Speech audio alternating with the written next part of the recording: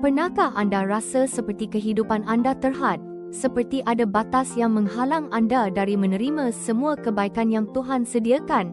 Tetapi, adakah anda benar-benar faham apa itu batas Tuhan? Firman Tuhan dalam Bilangan 34, ayat 2 menyatakan, inilah tanah yang akan kamu terima sebagai warisan.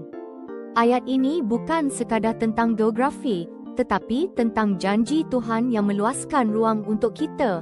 Batasan yang Tuhan berikan bukanlah untuk mengecilkan kita, tetapi untuk memberi kita ruang yang seluas-luasnya untuk bertumbuh dan menerima kasih-Nya yang melimpah. Tuhan menyediakan kita dengan tanah yang luas, iaitu kehidupan yang penuh berkat dan kasih. Dia ingin kita melangkah keluar dari keterbatasan kita sendiri dan merangkul janji-Nya.